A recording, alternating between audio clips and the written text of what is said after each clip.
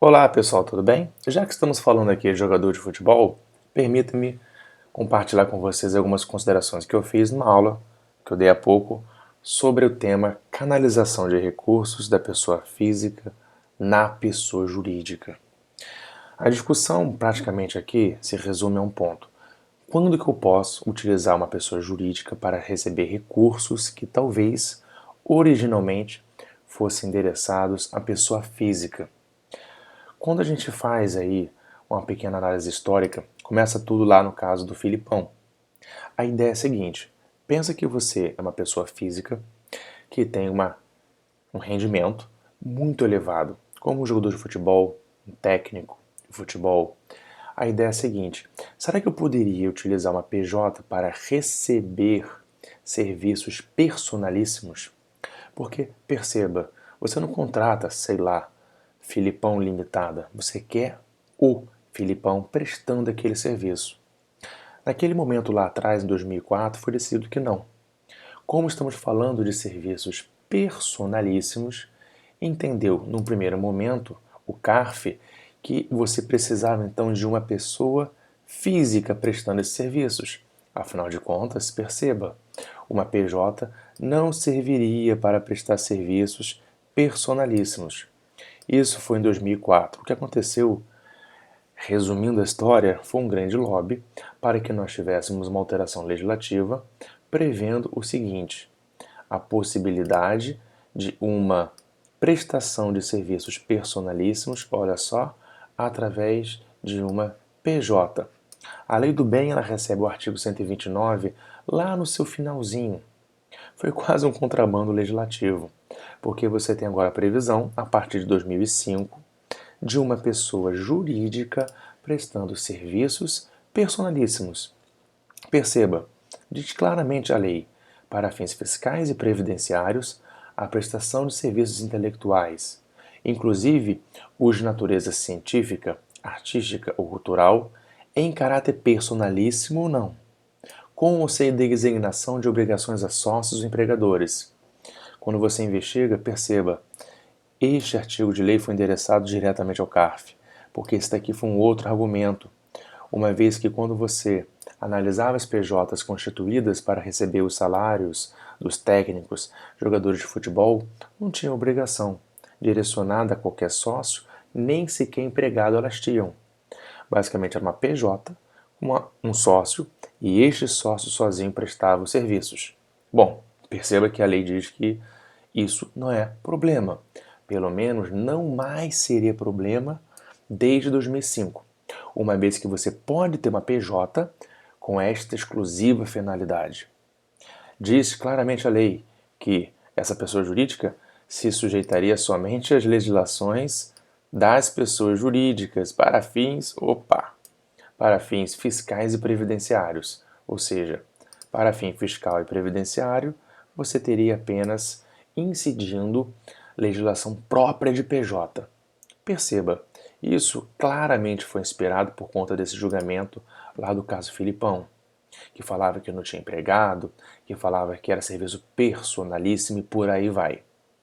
E ainda teve multa agravada. No caso Filipão 2, nós temos uma pequena nuance.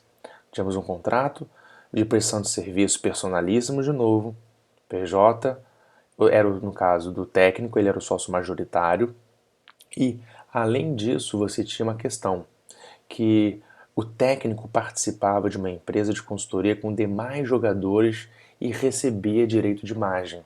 A questão aqui foi que você pegava, em tese, o quanto que o Filipão receberia, dividia entre o que ele recebia na PJ dele e o que ele recebia como contrato de cessão de direito de imagem. O Fisco entendeu que houve simulação nas duas situações, por entender que você estava, na verdade, mascarando um recebimento próprio de um vínculo empregatício. Tudo bem? O que teve de legal, pelo menos, foi a compensação dos tributos já pagos na PJ com aquilo que seria devido na pessoa física. E quando você avança e vê outros casos, você vê o Ratinho, que de novo tivemos a mesma análise, opa, serviço personalíssimo. O caso foi julgado em 2006, mas a autuação era com base no fato gerador anterior à vigência daquela lei que acabamos de ler, o artigo 129 da Lei do Bem. Isso vem antes.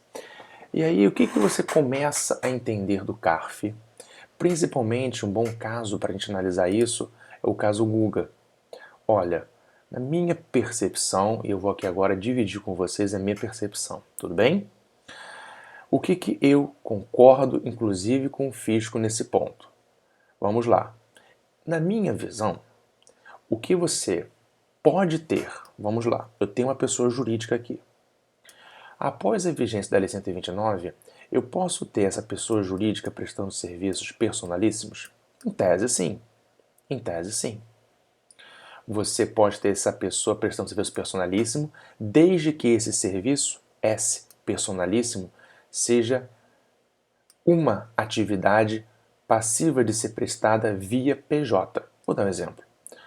Você tem jogadores, atletas, esportistas prestando o serviço dele, como também temos profissionais do tipo professores, nós temos apresentadores, nós temos artistas da parte de entretenimento e por aí vai.